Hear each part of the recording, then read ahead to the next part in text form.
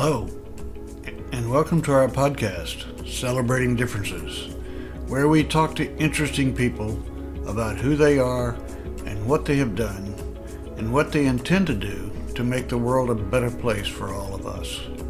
Celebrating Differences is an initiative of WAAO, a nonprofit chartered to foster community. We believe that each person is unique and special and part of a wonderful whole. You never know, but we love just to work with people as long as it takes to get them into their home. In this episode, number 95, Ani and I will be talking with Greg Anderson, whom we consider a good friend and maybe more importantly, a mentor in the crazy world of urban housing. Greg works for Habitat for Humanity, serves on various City of Austin boards and commissions, and is also an adjunct lecturer at the University of Texas. Greg is also planning on being a neighbor in our neighborhood and will be living just upstairs in our new condominium building, Parkside in Mueller.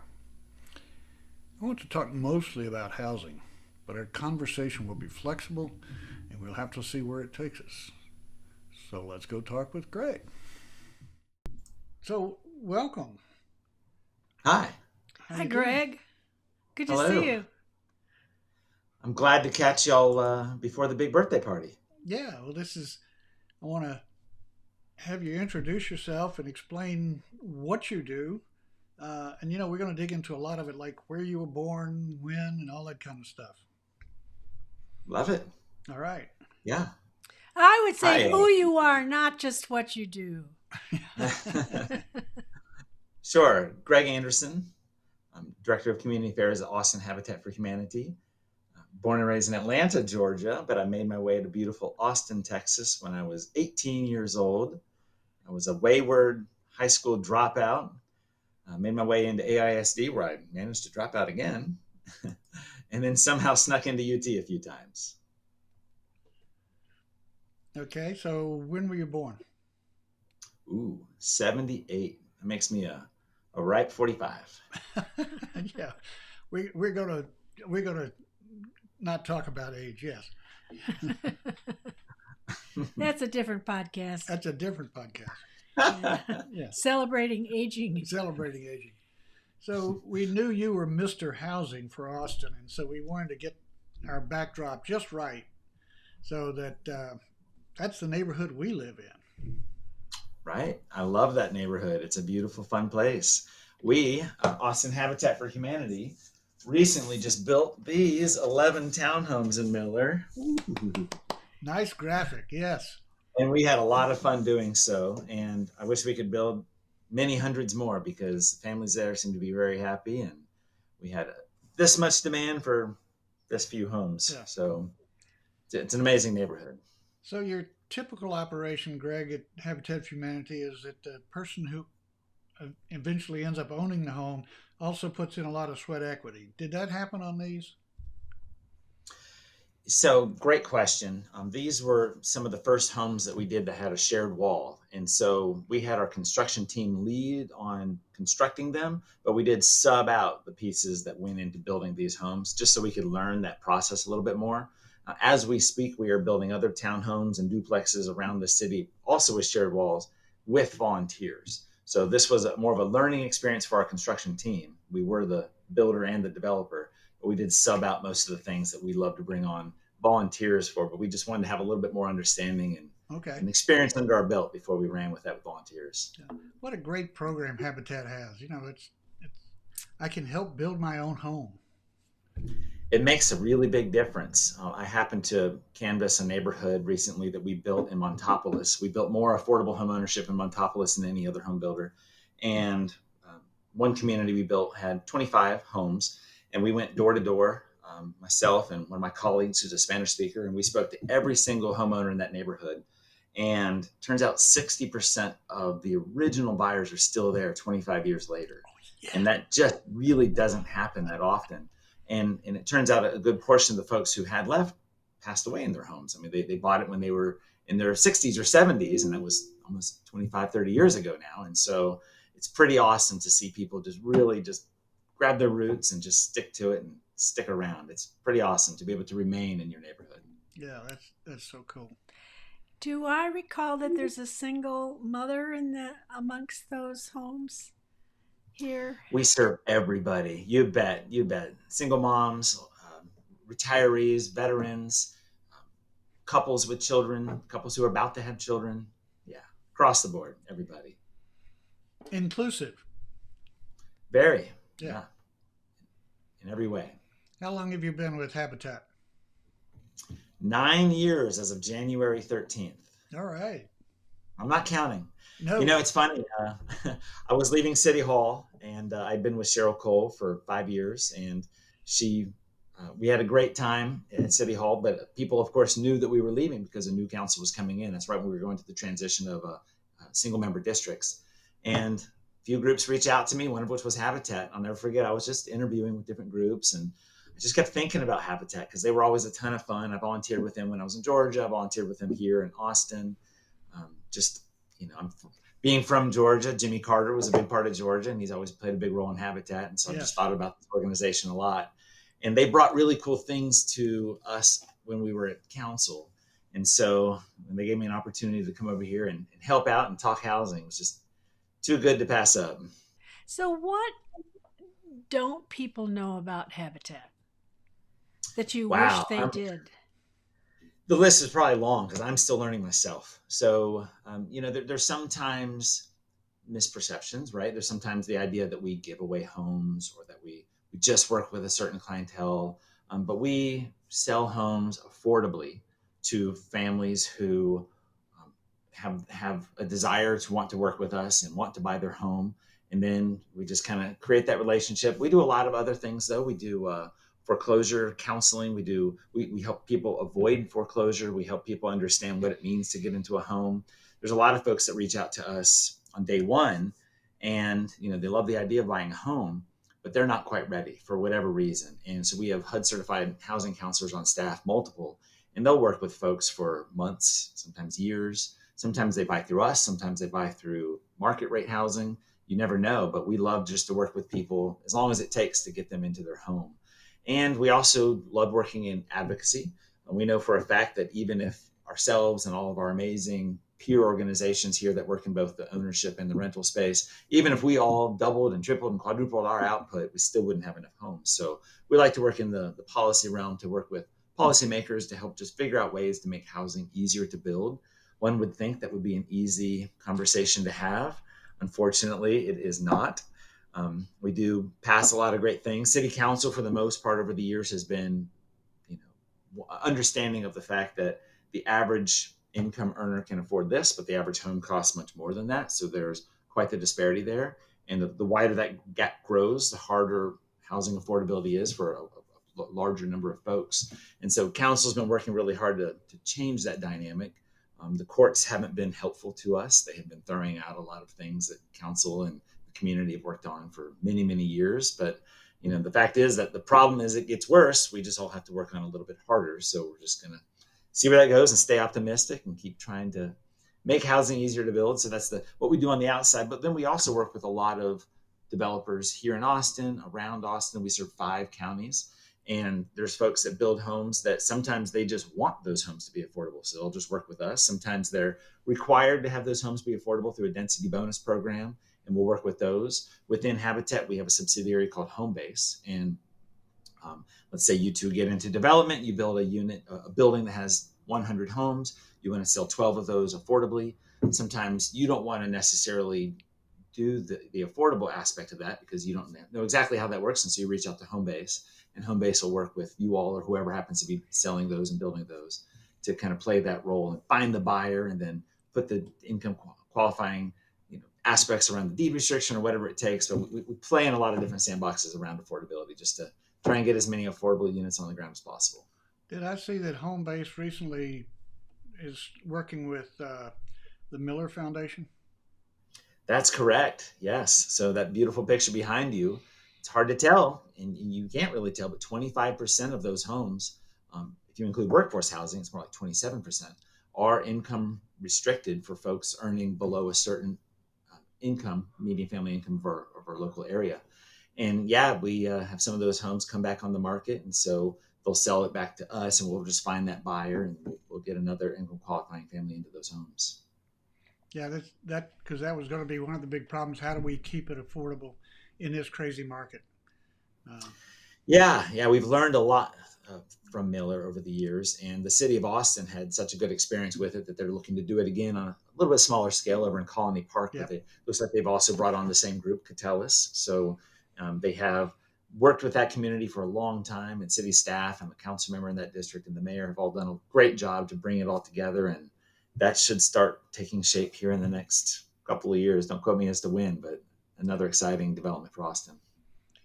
If you had one wish to be granted Mm. to build more affordable homes, what would it Mm-hmm. take? Wow. I think our chair who rolled off of the planning commission last night, Todd Shaw, put it really well. He said, the fact is it's just too difficult to get all these incremental changes through. They take so much staff resources, community time, and we're barely moving the needle. We need comprehensive land use reform in Austin, Texas. City council asked to do that. Do I have it right here? I have my Imagine Austin book here somewhere. We adopted that in, I want to say, June of 2012, and it calls for a new land development code to promote a compact and connected city. And unfortunately, ever since, we've been working on that. That's over 11 years ago now. Yeah, I remember being in some of the groups talking about Imagine Austin and what we were asking for and that kind of stuff. And it's, we got it all on paper. Now we got to figure out how to put it in the city. Yeah, a lot of the goals, the aspirations of Imagine Austin revolved around the new land development code that helped promote that compact and connected city, that helped with transit and bikeability and walkability and air quality and access to fresh food and education and jobs. And as a result of us not passing it, we're just not building the housing that our city needs. So our demographer presented to Austin City Council at the work session earlier this month and shared that over the last 2 years, 9% of our housing growth in the metro area has been in Austin. 9%. So that's 91% of our new homes outside of Austin. That's folks driving. That's folks sitting in their car. That's folks who we need to be able to work here. And they do, many of them do work here, but we don't allow them to live here. And that's a problem. I saw something probably a year ago now, but like there's 96,000 jobs downtown and only 12,000 residents. So some crazy number like that. And that, that creates I-35 backups. That creates somebody having to own a car to have a job. And that doesn't make any sense. So have you done any work downtown? We have through Homebase. Yeah, so we just sold, I want to say 13 homes in 44 East Avenue. We just signed a contract with somebody. I don't want to say who yet. I'll let the team release those details, but another condo development has their affordable homes going to be sold through Homebase. So Habitat has not built downtown, but Homebase is selling a number of condos in and around downtown. So I've heard of Habitat, but I haven't heard of Homebase. Can you tell us a little bit about Homebase? Sure. So Homebase works with third parties to help develop homes in communities that Habitat didn't build that are going to be sold affordably in and around Austin. So we've sold homes in Westlake, we've sold homes downtown Austin, South Austin, really high opportunity areas with great access to all the amazing amenities that make Austin what it is. And Homebase plays a big part of getting our numbers where they are as far as the number of homes that we're selling affordably every year. There were statistics today in the Austin Business Journal about the cost of homes in Austin and by neighborhood, and Mueller was one of the most expensive neighborhoods. It's interesting though, when you see those stats, there's a couple of things that stand out to me. Number one, they usually aren't taking into consideration the 25% that are sold affordably. They just remove that entire 25% and treat it like a single outlier, which it would dramatically change the numbers. But then also, if you think about the real desire that people have, a growing desire to live in safe, walkable, bikeable communities, and then you think about how many such communities exist, we don't have many of them. So the form of development that you see in Mueller that really lead to walkable, bikeable communities, we've outlawed that form of housing in the vast majority of Austin and throughout Central Texas. And so, you make an area extremely desirable to live in. It's just going to drive up the cost, especially when you prevent that type of development from being elsewhere. So people don't have a choice if they want to live in a walkable community. They have very few options, which drives up the price. It'd be amazing if we would make that form of development legal throughout Austin. We've been trying over the years. We just haven't quite matured enough the conversation in Austin to land on that. Yeah. So I understand you're leaving downtown Austin, Greg. That's true. That's true. I sold my home and I'll be moving to that beautiful neighborhood directly behind you. Yeah. But one of the reasons we asked you to be on is that we're going to be neighbors in a new condominium built in Miller, and Right? you're gonna be upstairs in the high rent district. Uh, but you've got a beautiful site, and you look out over the city. Just the views are going to be magnificent. We're going to be partying at your place. I think we all have great homes there. It's another great development and just an idea of what density bonuses can be. So 15% of that building are going to be sold, 15% of those homes are going to be sold affordably. And Homebase is now starting to sell those.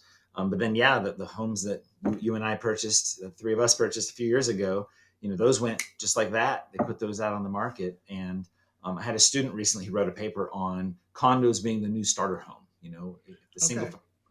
the price of a single family home is more than the average income earner can afford, then you're probably not going to have that as a starter home product anymore.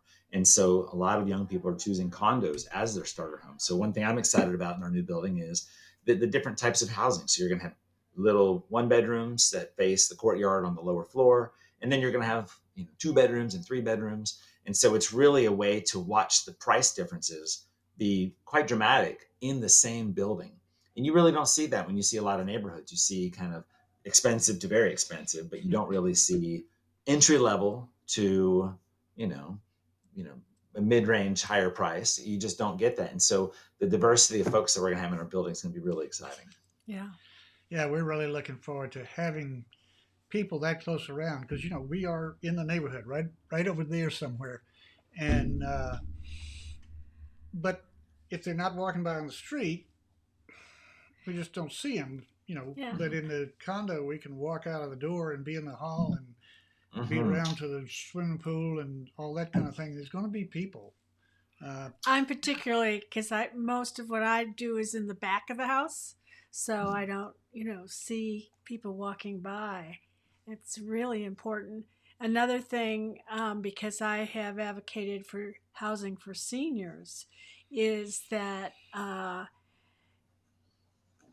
the options for seniors are minimal, including one-story houses.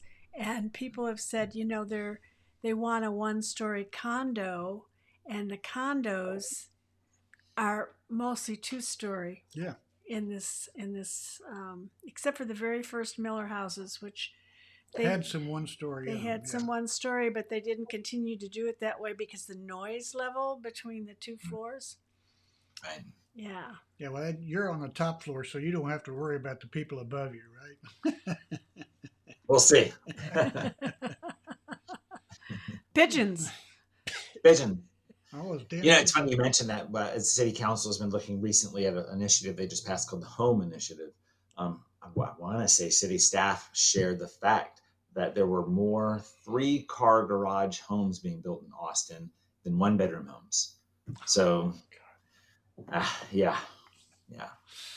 There recently, unfortunately, this month also another ruling against housing. A judge overturned vertical mixed use 2, which was a zoning category that city council had worked with the community on, housing advocates on, developers and builders to create a density bonus program that allowed a little bit taller of a building, a little bit bigger of a building in exchange for 12%, I want to say 12 to 15% on-site affordable units.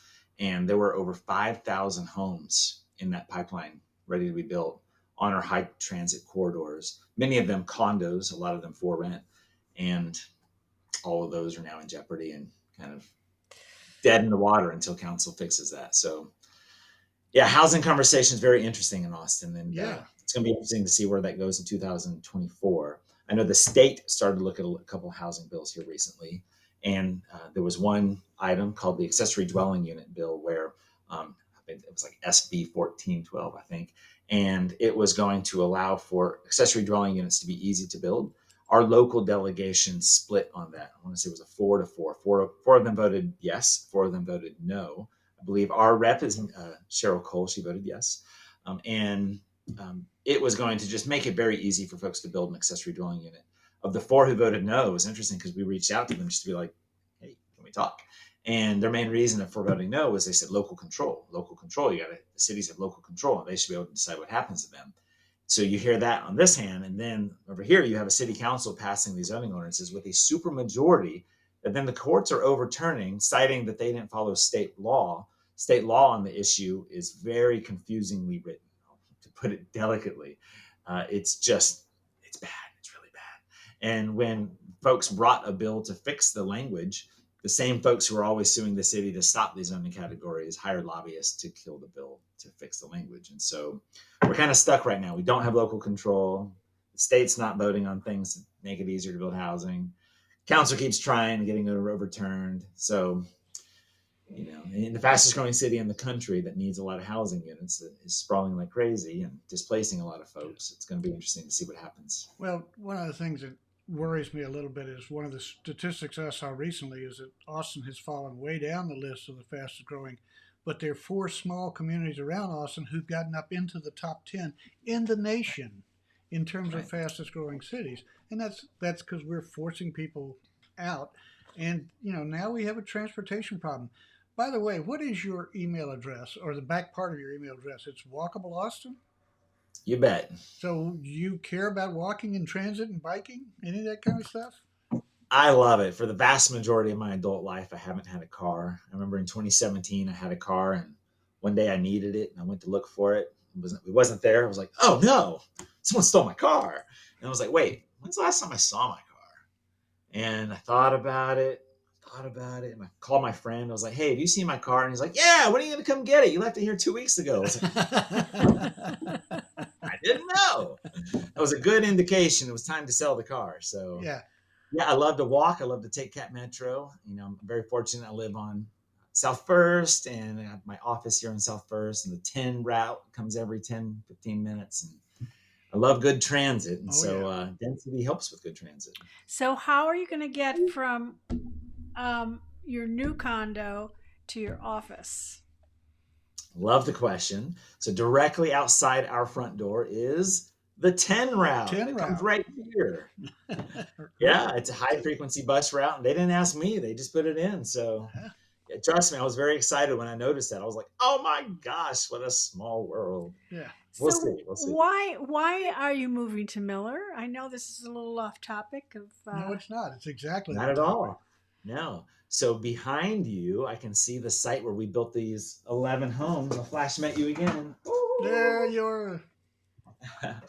And one day I met with some folks who wanted to see, Michael Shu was the architect here, and he was a joy to work with. And we one day were showing off the development to some folks very interested in what we were building. And I was going to go catch the bus, and I'm not going to lie, I had always appreciated Mueller, and I was happy for my friends and co-workers who happened to have a place there, but it wasn't for me. It wasn't for me.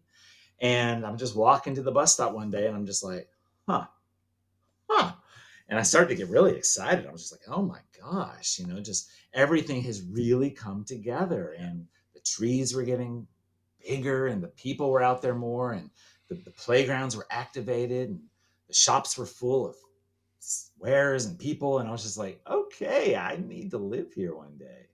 And I had just happened to read in the Austin Business Journal that our friend, the friends at Pearlstone, had gotten the site under contract. And I just kind of reached out and I said, hey, I'm very interested. So got lucky, and I just kind of felt the vibe. And I'm glad we built these homes there, because otherwise I'd have been surprised later. It was bound to happen, but I felt it. Now I've got to do it.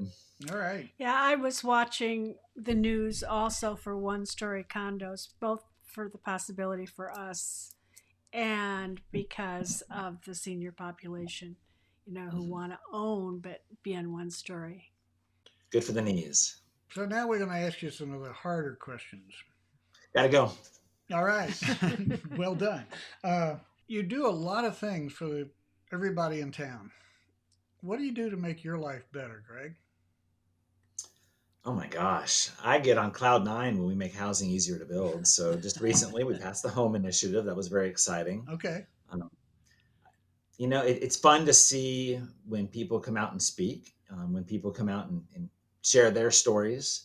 Um, we had a home buyer send us a Christmas card today, and they just kind of shared a story in it, and they shared it with our entire team. They said, please share this with the team, and pictures of their family and their new home. So that's unbelievable. At Habitat, we do something called board cuttings. We don't do ribbon cuttings, we do a board cutting. And it's just such a party and so much fun. All the volunteers come out, the families come out. So that's always great. Getting land is a really big deal. That's been very difficult for us over the years because price of land in Austin, as you know, has done what it's done. So to be able to get land under our belt where we know we can build on in the future, super exciting. Hanging out with friends and family and seeing everybody around town. I guess just watching Austin turn into a real city has been a lot of fun. So hopefully I answered your question. You did, but now let's do. We have a nonprofit called WAAO. You see it down at the bottom, and that stands for We Are All One. When I say that, what do you hear?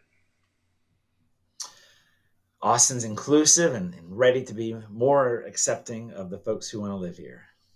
And so we've been chasing the minorities out of Austin. I mean, that's what the numbers say. Right? Yeah. How do we fix that? Councilmember Caudry has been talking about that. He's our local D9 rep, as you know, and he's been Yoo-hoo! sharing that. Yeah. He's been sharing that. I think I heard him say recently that we're the largest city that's losing our Black population. And when you look at housing costs and you look at our growth, I mean, the single best way to guarantee displacement in a growing community is to limit your new housing supply, which unfortunately we do. There's been, I think it was Toby Futrell, our former city manager, who said, there's two things Austin really hates: density and sprawl. Sadly, you have to choose one. You can't just say we're against everything and then continue to grow, because then by default you encourage sprawl to happen. Yeah. So, I do hope that we take the whole challenge of environmental stewardship and acceptance of the need of housing a little bit more seriously. And I think in time we will. I mean, we now have a supermajority. We've had a supermajority for a while who wants to vote yes on housing.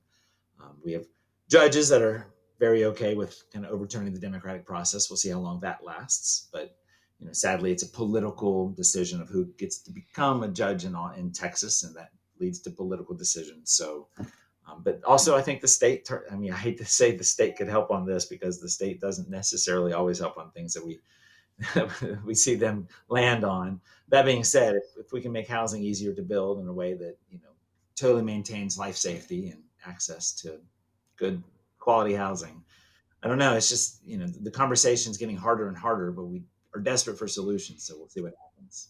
What else might we know about your organization and housing that we wouldn't think to ask? Sure. So austinhabitat.org is a fun way to learn a lot about us. But we also do critical home repair. So that's where we go in and help folks who maybe they own their home, but they're on a fixed income and they can't necessarily fix the roof. And we know what happens when a roof goes bad.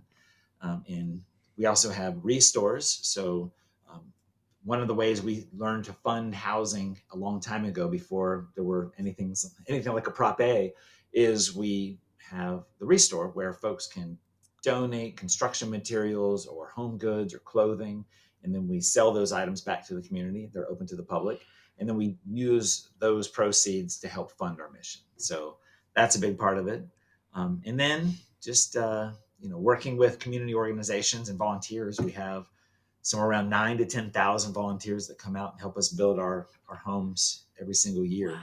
So people who want to get involved, there's a lot of different ways to get involved. Mm-hmm. Is that 9,000 or 10,000 in Austin, or just Austin? Yes. Because I don't. Maybe it's the media I read and so forth. Where are people seeing your presence? How do they stay aware of you, or do you work to get people aware of the work you're doing? Great question. We have a development team, and they, of course, do their best to get the word out there of what we're working on. All those volunteer spots remain full, so our engagement team is pretty awesome about getting out to the community. We have a lot of folks who, there's companies that want to sponsor a home, and so they'll just come in and they'll say, we're going to sponsor this entire home. When you sell homes affordably, typically what that means is you build it for this much, and then you have to figure out a way to sell it for this much. And so we have to fill this gap. City of Austin bond dollars do some of that. So the folks who've supported Prop A, thank you. That support's a part of that. And then we just also work with companies or individuals who want to give and help make up that gap. But then also we save money working with volunteers. We save a surprising amount of money. And then there's also groups out there who help us with paint and materials and appliances. And so we do our best to kind of get the word out there. But there's better things that we can do. And if you have any ideas, I'd be happy to take them. I haven't And put my head there yet, but something's been kind of niggling here. There was one of the people who lives in one of your homes here who was having trouble because some of the expenses of living in Miller. And do you remember any of the details? And she was saying, "Oh, it's affordable, but it's not affordable." Did that get to your desk? Did you hear about that? I'd love it if they'd reach out to us, and it'd be great to make sure that they have. If they have, there's not necessarily a reason for our team to engage me on that, because our team's really good about working with our clients, just making sure it works. So one thing we definitely do day one is we try to make sure that all of the costs of their home, including the HOA, is within 30% of their income, leaving the rest of their income for their daily needs. Now, if something in their situation happened to change, we love it when our folks reach out to us, and we work with our families. Like, we just make sure to work with our families. So, Greg, our podcast is called Celebrating Differences. And looking at the screen here, there's not a lot of difference. You've got a little bit more hair than I do, and, a little bit younger than the two of us here. Just a little. Where did you grow up? North Georgia, in and around Atlanta. Okay. All right. And Ani grew up in suburban Chicago, and I grew up in southern Louisiana. So Right. There's some differences there. Yeah. And I was very Midwest until I moved my two children as a single mom to New York. And I bought a home in my late 30s as a single mother in Dobbs Ferry, New York, which was quite an accomplishment at that time. Yeah. This lady is a good business person. Housing makes such a difference. I mean, I was working for Cheryl Cole at City Hall in 2011, earning $45,000 a year. And I bought a brand new 2-bedroom, 2-bath on East 6th Street for $207,000. And June of 2011 was the last time Austin had a balanced housing inventory. So what that means is you have a 6-month inventory, so where neither the seller or the buyer really has the power in that situation. And it was really awesome as a council aide to be able to afford a brand new home. And council aide today, anyone earning 45,000, I just don't see that happening. But now you hear some conversations of, oh, just pay that certain group a little bit more. Just pay the teachers more. Just pay the nurses more. The issue is, if you just pay a group more, but there's just not enough housing, then they're just going to be continuing to fight over that limited amount of housing you have, right? And so rents will go up. Maybe that's good for a landlord, but that's just not good for Austinites. I had a principal of an elementary school tell me not too long ago that recently was the first year that she had ever had none of her teachers live in the city of Austin. She's like, Greg, how long before all my teachers realize they can teach in the communities they live in, get paid about the same amount, and save an hour or two a day of commuting and be with their families, be with their community? We've got to make housing easier. When we sold 30 homes recently to AISD employees and to teachers of AISD, we had well over 1,000 applications come in a tiny little window before we had to shut it down. And it was just the amount of interest in affordable home ownership is vast. It's so vast, but yet we still make housing very difficult to build. So, we have a lot of work to do, and hopefully every single person, all the thousands and hundreds of thousands of people that are going to watch this are going to get really excited and get really into housing policy. So I was just going to ask that question. If people care, you're saying get into housing policy. Does that mean to be an educated voter? Mm-hmm. Explain that to me. Sure, you bet. That's a part of it. Getting involved with your council member, going to events where your council member happens to be there. There's a lot of housing conversations happening in and around City Hall right now. If anyone wants to be involved in those conversations, simply showing up is a good way to start. There's different groups out there working on this. There's Austin Housing Coalition, there's Housing Works, there's a group called Aura.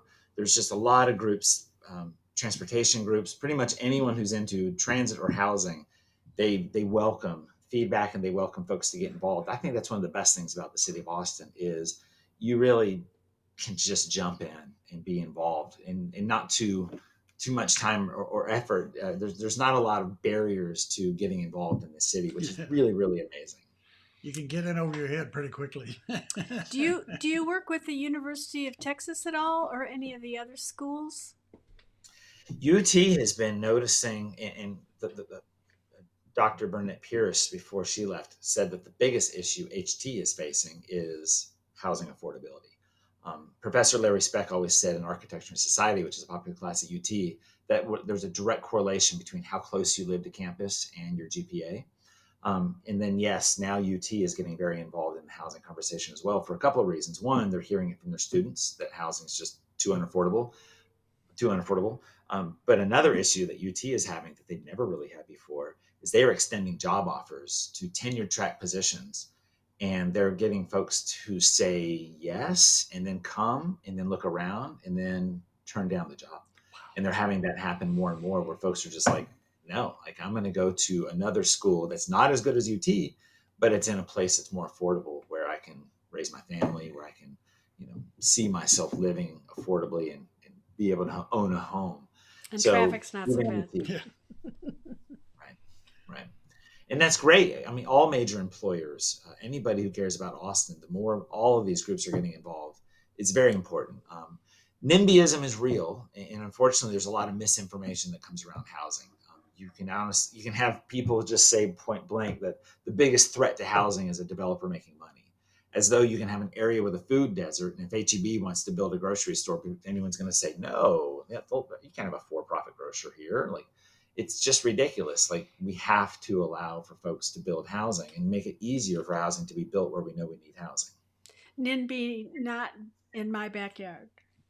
There's a lot of names for this idea. It's banana, build absolutely nothing anywhere near anything. It's cave. It's citizens against virtually everything. I mean, unfortunately, there are folks who bought their home many years ago for 11 raspberries, and now they just kind of want to pull up the ladder and not allow new housing to be built around them. And I understand the concern of change and the concern of development being nearby, and we have to be respectful of folks in a neighborhood when new homes are being built. We can't just come in and have concrete pour at 4 a.m. Like, we have to be, working within the city rules, but we have to make housing easier to build, and we have to build more homes. And so figuring out ways to do so is going to go a long way to helping Austin into the future.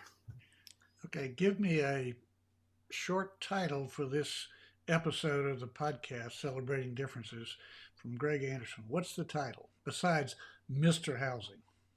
Roofs and Revelations, Unlocking the Secrets of Affordable Living. Habitat Happy Hour, Sipping on Solutions for Better Housing. Dwell Delights, Navigating the Joys of Pro-Housing Living. Shelter Shindig, where housing dreams become reality. There we go. Not in Austin. Yeah. So any last words you have, Greg?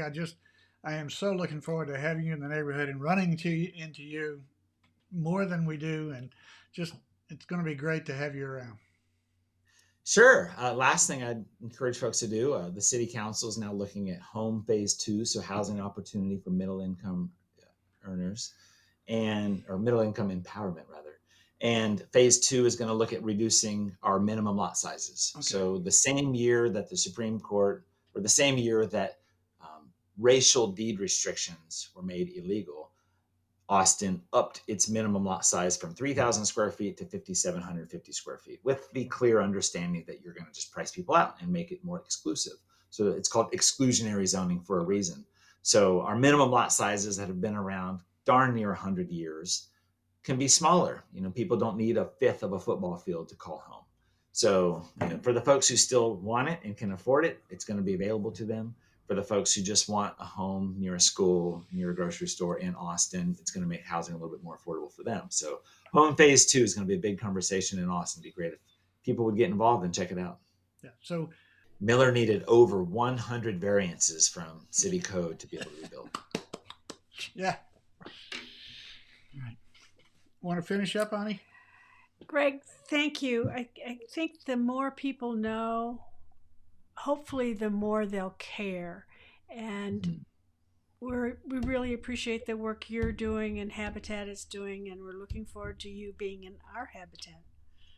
Woohoo! Cannot wait. Thank you both so much. Hope you have a great holiday and an amazing 80th birthday. Well, you may know more than you wanted to about housing in Austin, but it's always fun to talk with Greg and to see where he's going and how he's working his life.